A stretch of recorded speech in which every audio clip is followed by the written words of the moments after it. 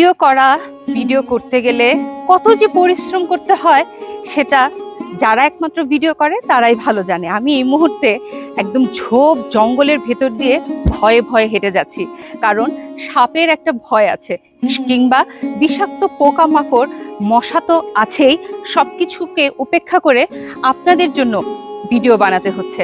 তীব্র তাপদাহ, আজকে অনেক বেশি গরম, হাতে ছাতা নিয়ে ঘুরছি, সানগ্লাস নিয়ে ঘুরছি, কিন্তু কোনোটাই আমাকে প্রোটেক্ট করতে পারছে না, কারণ ভিডিওগুলো করতে হয় একদম সানলাইটের ভেতরে, যেখানে নিজের স্কিন যেমন পুড়ে যাচ্ছে তেমন গলা খা করছে একটু পানির জন্য।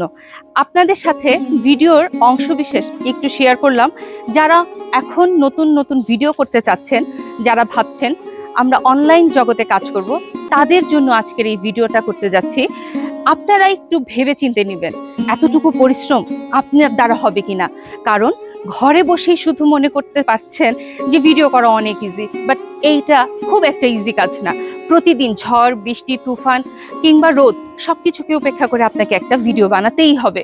সেজন্য আপনাকে হতে হবে অনেক বেশি পরিশ্রমী। আপনি কি সেই পরিশ্রমটা নেওয়ার চ্যালেঞ্জটা রাখছেন কিনা সেটা আগে ভাবুন।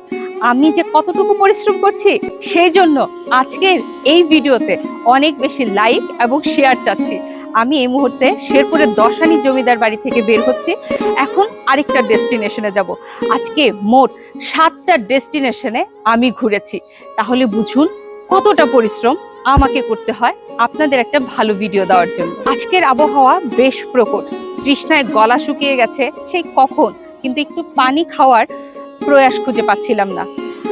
আমি এই মুহূর্তে আছি দশানি জমিদার বাড়ি, যা এখন বর্তমানে শেরপুরে কৃষি প্রশিক্ষণ ইনস্টিটিউটের আওতাধীন।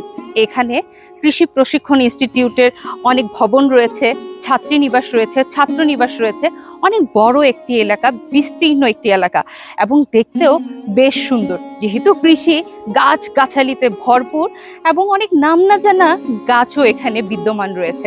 আপনারা চাইলে শেরপুরে এই কৃষি ইনস্টিটিউটটা ঘুরে যেতে পারেন, তাহলে ইতিহাসের অনেক অংশবিশেষও দেখতে পারবেন, সেই সাথে সুন্দর নাম না জানা অনেক গাছের সাথেও আপনার পরিচয় হয়ে যাবে।